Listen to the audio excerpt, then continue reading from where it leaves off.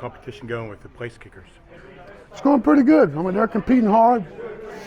You know, it's a lot of things we're still trying to work out. We want that operation to be as smooth as possible with the snaps, the hole. And so we're working a couple of kickers, as you know, a couple of holders, but we're positive. We feel positive about what's going on at that position. What did you tell Rodney to work on after last season, and what's he done to improve this season? Rod, he had two things he really had to work on. First of all, in the running game, he had to work on knowing what the people around him were doing. If he knew how we targeted a play, he will find more yards, okay? He's talented, he can really accelerate, and sometimes he guessed right, and sometimes he guessed and guessed wrong. So he's worked on that hard, and he's worked on the passing game, being specifically in the right spot with protection where his eyes should be, excuse me, and being specifically in the right spot.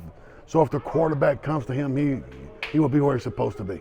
Andre, Izzy told us the other day that all the backs, those top three backs, Rodney, Vincent, and Izzy have been kind of splitting carries evenly.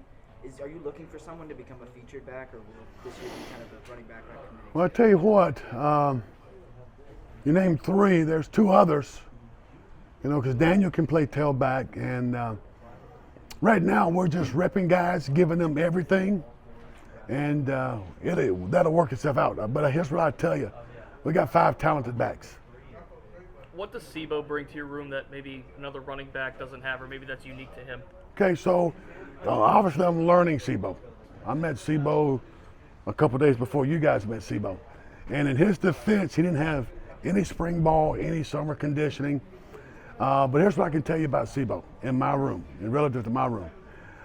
He's the toughest guy, hands down. He's the toughest guy. And he's a football junkie, a complete football junkie. Every time I go in my room, he's in there. He's always wanting more. And with that type of attitude, he's going to find a place to help this football team. When you get in the season and in the middle of games and rotating guys, moving them in and out, is that your call, or are you deciding who goes in, when they go in? Well, Frank's new. We hadn't really discussed that yet, and we'll discuss it as we get closer to the game. But right now, there's no solid plan on how that's going to take place. It's always a discussion about you got so many backs and all this. I mean, I'm just going to guess. I mean, that's a lot of backs down there. Carolina's a lot of backs in. Over at Clemson, Florida State's probably got a few. So we're really not unlike anybody else, unless there's other teams that don't have every back in their room that can play winning football, and that's what we have here. Every back can play winning football. But there's only one football, so you have to how do you Well, keep 5 guys happy? there's only one football, and there's 3 wideouts. So that's the same there. I mean, we're trying to win ball games, and that has not been any conversation in our room about I didn't get enough carries. We don't play that way. We think more like although we're competing, we're trying to complete each other. And last year it worked out great.